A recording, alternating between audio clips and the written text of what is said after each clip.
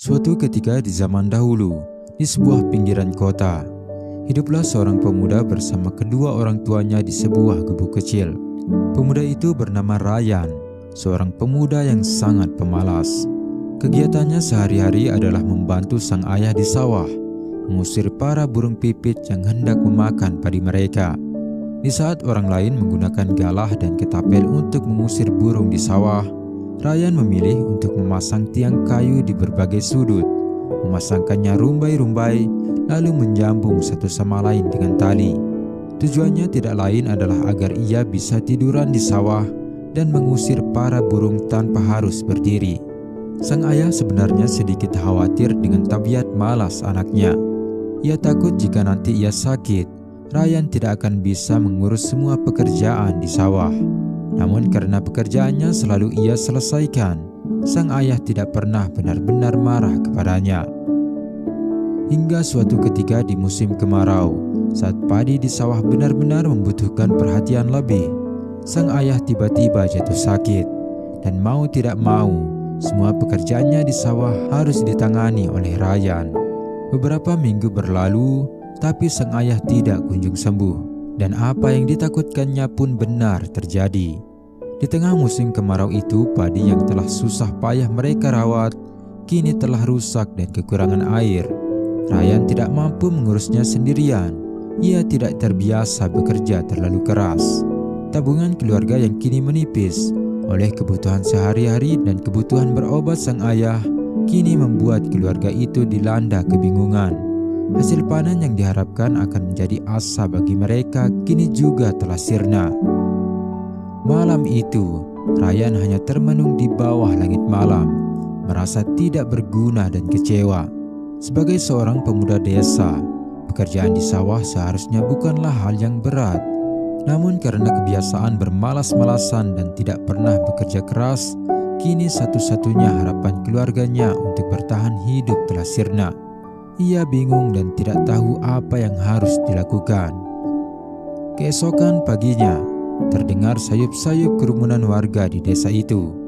Dari rumahnya, Ryan mendekat menuju kerumunan itu.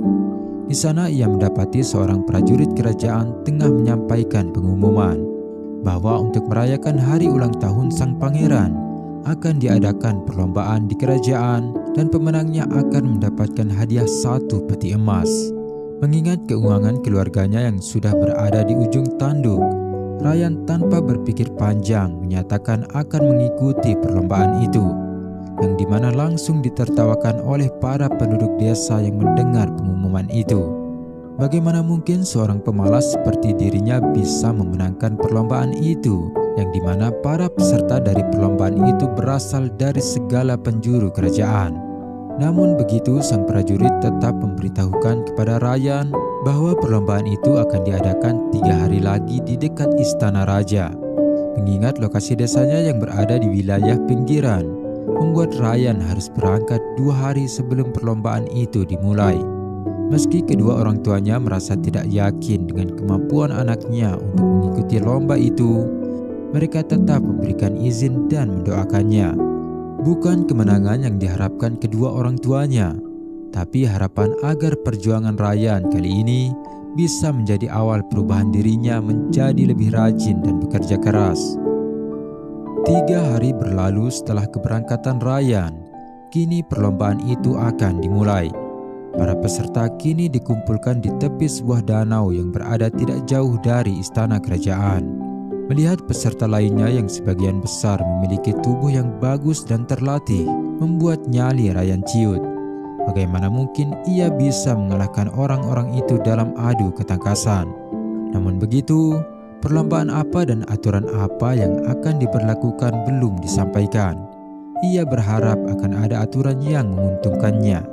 Ryan menarik napas dalam, mencoba mengingat alasannya berada di sini, yaitu keluarganya yang harus bertahan hidup dan sang ayah yang harus berobat ke kota.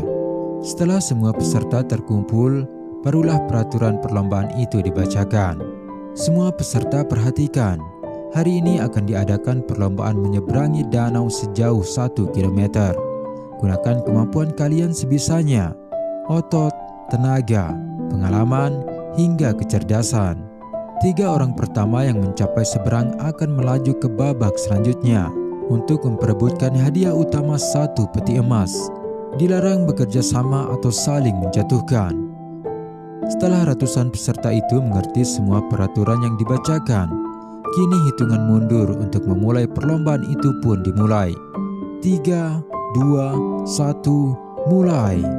Terlihat semua peserta melompat ke danau. Mereka mulai berenang dengan pengalamannya masing-masing. Terlihat juga para pengurus lomba berjaga-jaga di sepanjang danau jika saja ada yang tenggelam karena lelah. Setelah diperhatikan, ternyata ada 1 peserta yang belum melompat. Dia adalah Ryan. Saat yang lain tengah berenang sekuat tenaga, dia masih terdiam di pinggir danau dan terlihat berpikir, "Tidak mungkin aku menang jika ikut melompat dan mengadu tenaga," pikir pemuda pemalas itu. Dan tanpa diduga, ia malah berlari menjauh dari danau dan masuk ke sebuah hutan kecil. Beberapa saat kemudian, Ryan muncul dengan batang kayu yang sudah rapuh dan ringan. 1 dia dorong ke danau sebagai rakit, dan satunya lagi yang pipih dan kecil ia gunakan sebagai dayung. Ternyata hanya Ryan yang mengerti betul bahwa itu adalah perlombaan menyeberangi danau. Ini adalah perlombaan menyeberangi danau, bukan perlombaan renang. Setidaknya itu yang aku dengar, pikir Ryan dalam hati. Aku memang tidak memiliki otot, tenaga, dan pengalaman berenang, tapi aku memiliki sedikit kecerdasan dan tekad yang kuat, pikir Ryan sembari memacu batang kayu itu sebagai rakit. Perlahan namun pasti, Ryan mulai mengejar para peserta lain yang sudah mulai melambat karena kelelahan. Dan beruntung sekali, Ryan sanggup finish di posisi ketiga sebagai peserta terakhir yang berhak melaju ke babak selanjutnya. 2 peserta lainnya adalah pria dengan otot yang sangat bagus dan tubuh yang terlatih. Setelah diberikan waktu beristirahat selama sisa hari itu, keesokan paginya acara puncak pun dimulai. Ketiga peserta dikumpulkan di sebuah padang rumput yang luas dan disediakan bongkahan kayu berbentuk kubus dengan sama besar dan berat di depan masing-masing peserta. Kemudian dibacakanlah aturan perlombaan penentu itu. Perlombaan kali ini adalah mendorong bongkahan kayu di depan kalian sejauh 1 km. Dan di belakang kalian telah disediakan berbagai macam benda. Kalian hanya boleh mengambil 1 sebagai alat bantu dan tidak boleh ditukar. Maka dari itu pikirkanlah dengan baik. Dan seperti perlombaan sebelumnya, gunakanlah otot, tenaga, pengalaman hingga kecerdasan yang kalian miliki. Perlombaan yang sangat berat tentunya. Namun mengingat hadiahnya adalah 1 peti emas, tentu itu sangat pantas diperjuangkan. Setelah ketiga peserta mengerti, dimulailah hitungan mundur untuk memulai perlombaan itu. 3, 2, 1, mulai. Riuh penonton terdengar begitu antusias dengan perlombaan itu. Ketiga peserta serentak berjalan ke belakang mencari 1 alat yang paling tepat. Di sana terdapat tali, gunting, sarung tangan, kayu, rantai, pisau, dan banyak benda lainnya. Mereka harus pintar memilih, sebab hanya boleh mengambil 1 dan tidak boleh ditukar. Peserta pertama tidak mau terlalu lama menghabiskan waktu di sini.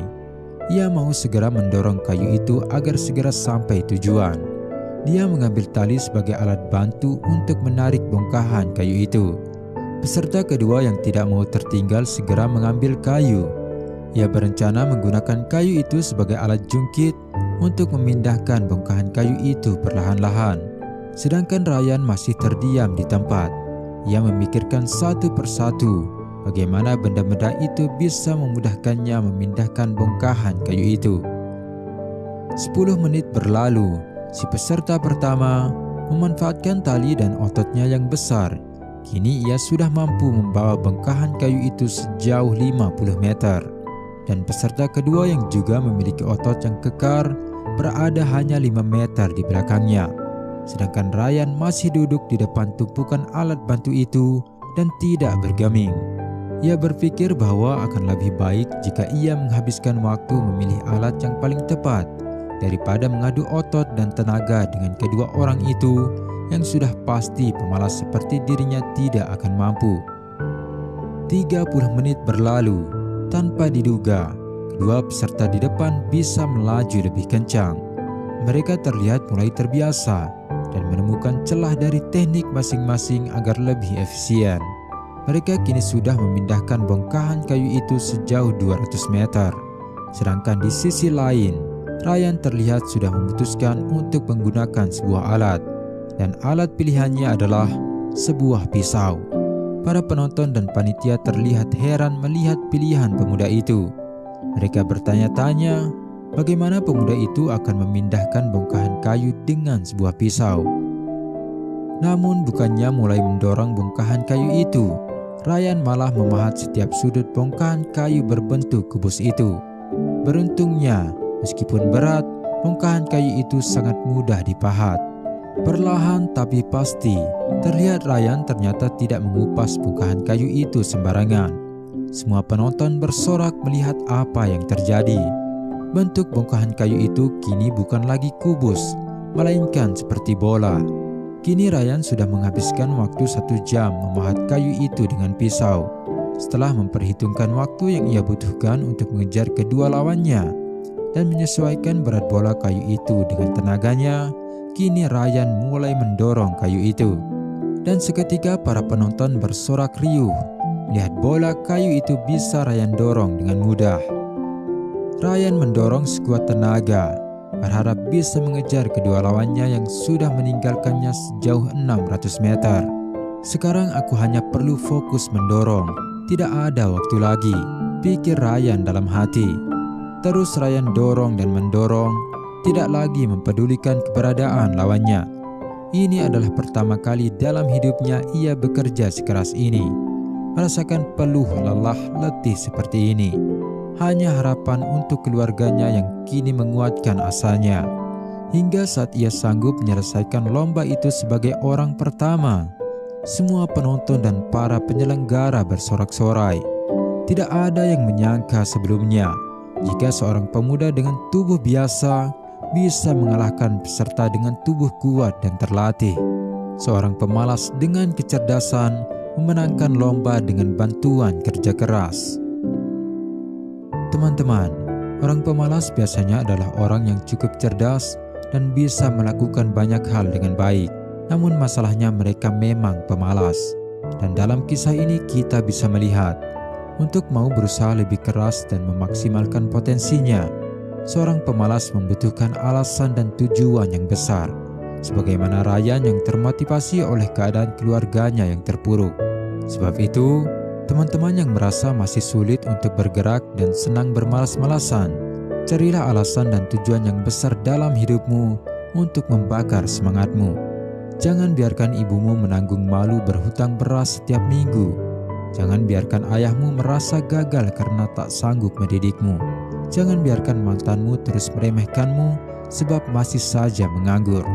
Carilah alasan sebesar mungkin kenapa kamu harus berjuang lebih keras.